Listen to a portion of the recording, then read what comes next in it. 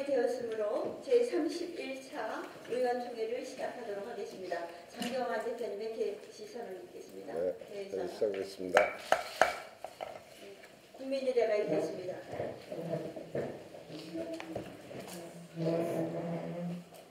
국회에 대하여 국내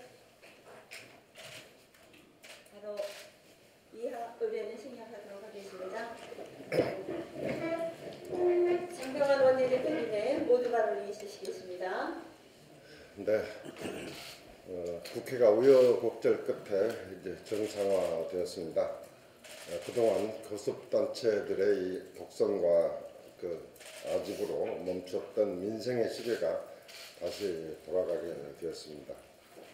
이번 협상이 그나마 이렇게 이루어져서 국회가 정상화된 것은 지금 교섭단체만의 이 회담이 아니고 국회의장 주재로 5당 교섭단체 대표, 5당 대표들 간에 이렇게 회의가 이루어졌기 때문에 가능했다고 생각합니다. 실제 만약 우리 민주평화당이 공공기관의 채용 비리에 대한 국정조사에 동참하지 않았더라면 민주당도 이 국정조사를 받지 않았을 것이고 그렇게 되면 국회 파행이 훨씬 더 장기화될 수밖에 없었을 것입니다. 따라서 우리 민주평화당의 국정조사에 동참을 했기 때문에 민주당으로서도 이를 받지 않을 수 없어서 국회 정상화 물꼬를 사실상 민주평화당이 만들어내는 그런 계기를 제공했다 하는 측면에서 자부심을 갖습니다. 그런데 실제 가장 향후 중요한 이제 국회의 임무인 예산 심의가 이제 10일밖에 남지 않았습니다. 그런데 아직도 6개 상임위원회에서 예산 심의가 종료되지 못했습니다.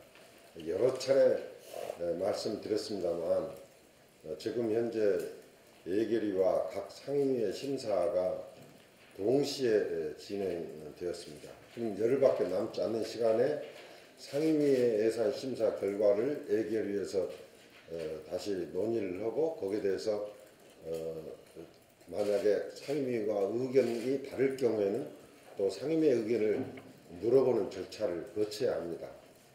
그게 최소한 일주일 이상이 걸리기 때문에 현실적으로 지금 예산 심의가 제때 이루어지는 불가능한 상황이 되었다. 이 이유가 결국 교섭단체들 간의 국회 운영 일정을 정하면서 이 상임위의 예산 심사 기간을 제대로 부여하지 않았기 때문에 벌어진 일입니다. 따라서 내년부터는 국정감사를 지금 정기국회 실시를 하고 있는데 원래 국정감사가 사실 정기국회 이전에 마치도록 되어 있고 오히려 편법적으로 지금 정기국회 하고 있는 겁니다. 내년부터는 반드시 국정감사를 정기국회 이전에 마치고 정기국회에서는 예산 심사에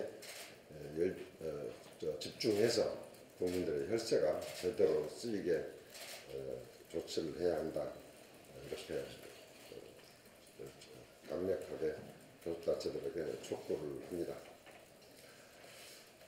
선거제도 개혁에 대해서 그 내용의 핵심은 연동형 비례대표제에 대해서 여당 입장이 오락가락하고 있습니다.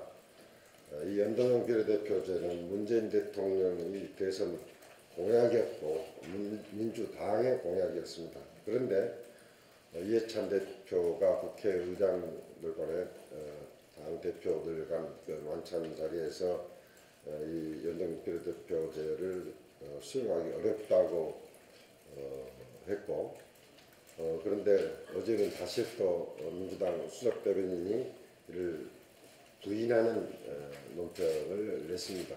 이미 바른당의 또 손학규 대표가 그 자리에서 이해찬 대표가 그렇게 이야기했던 게 맞다 하고 또 확인 사살까지 했어요. 그래서 연동형 비례대표제에 대해서 집권 여당인 민주당의 입장이 무엇인지 이해찬 대표 본인의 입으로 다시 한번 명확히 해줄 것을 요구합니다. 집권 여당이 선거제도 개혁에 본인들의 공약이었던 이 개혁에 적극적으로 나서도 모자랄 판에 대통령께서도 적극 지지한다고 여러 차례 강조를 하셨는데도 불구하고 오락가락하는 태도를 보이는 것은 정말 무책임하기 짝이 없습니다. 정치개혁의 출발은 바로 선거제도 개혁에서 출발합니다.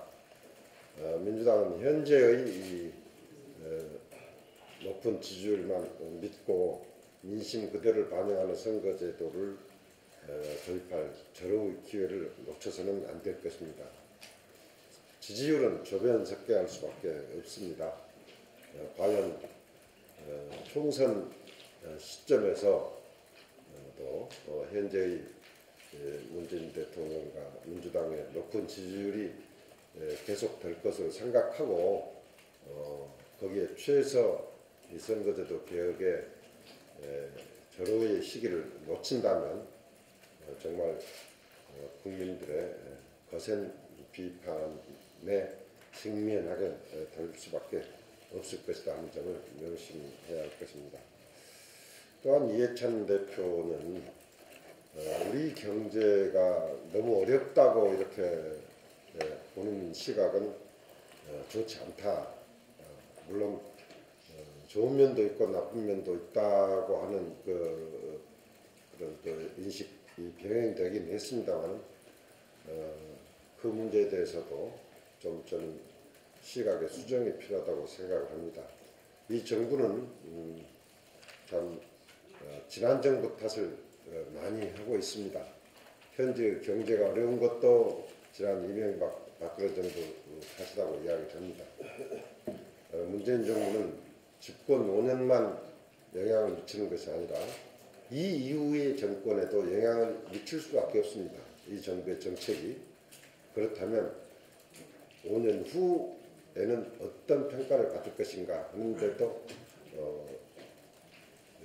염두에 두면서 정책을 해나가야 합니다.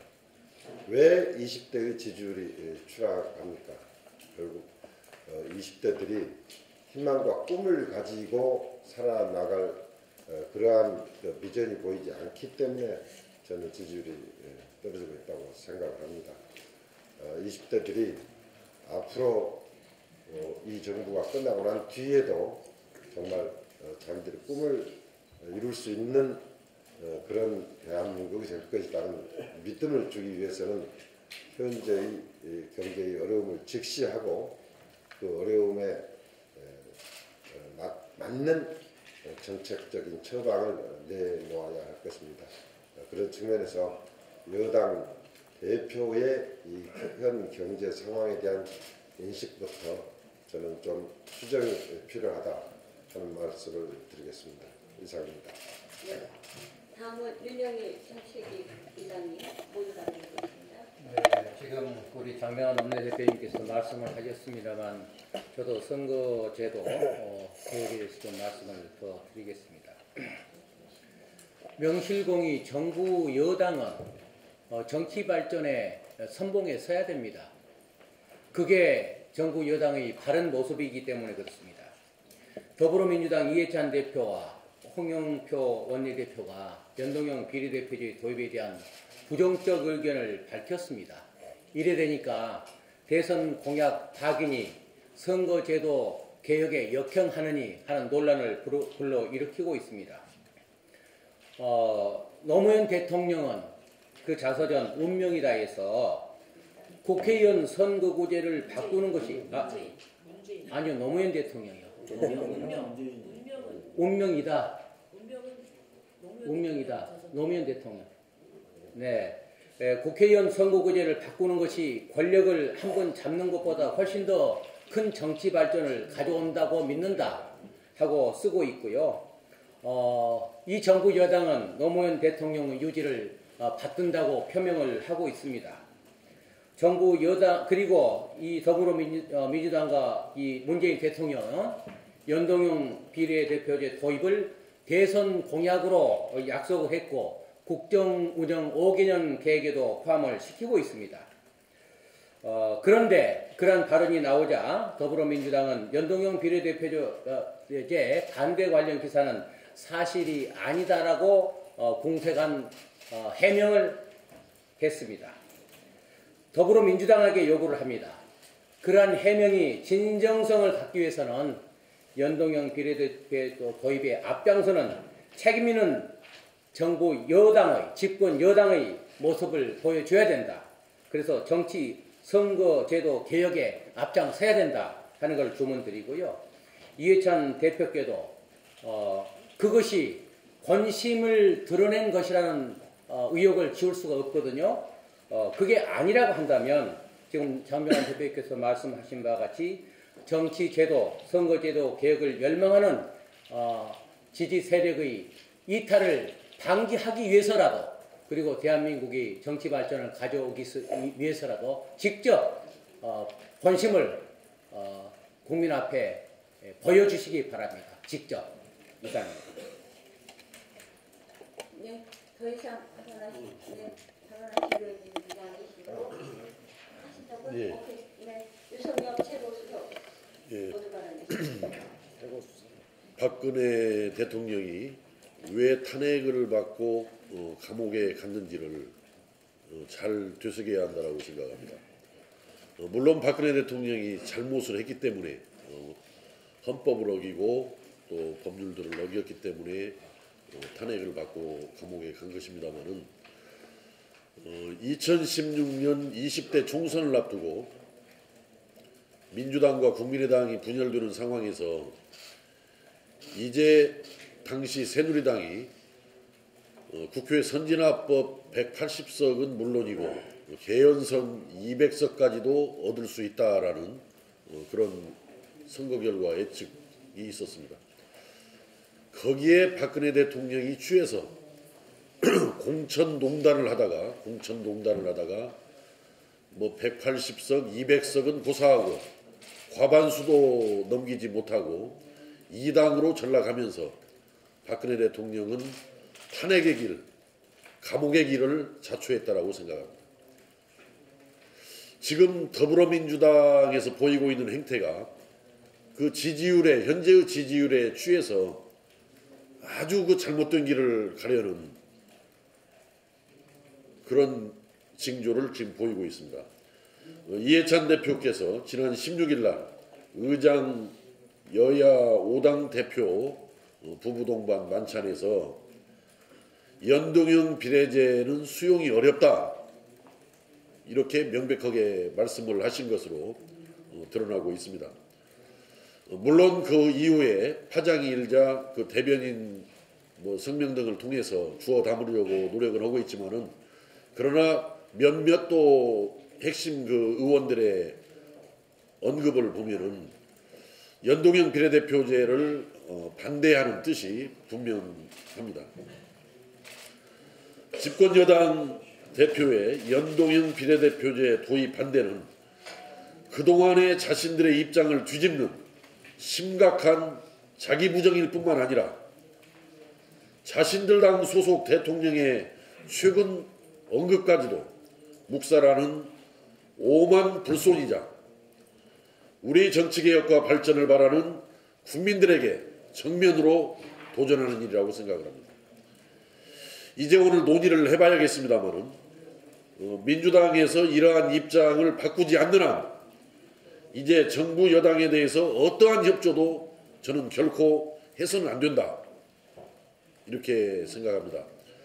물론 여야정 협의체 실무회의에서 연동형 비례대표제 문제를 진지하게 논의하기로 했다라는 그런 말씀들이 있었지만은 거듭 말씀드린 대로 여야정 협의체의 출발이자 여야정 협의체 가동의 전제는 연동형 비례대표제 도입이라고 생각합니다. 그 문제에 대해서 명쾌하게 정부 여당이 나오지 않는다면은 여야정 협의체도 가동할 필요가 없습니다. 여야정 협의체를 가동할 필요가 없을 뿐만 아니라 예산 등 모든 문제에 대해서 저는 결코 협조를 해서는 안 된다라고 생각을 하고 오늘 의총에서 그 문제에 대해서 진지한 토의와 결론이 있기를 바라고 기대합니다. 이상입니다. 네, 더 이상 발언하시려 있는 안 계십니다. 비공개로 전환하도록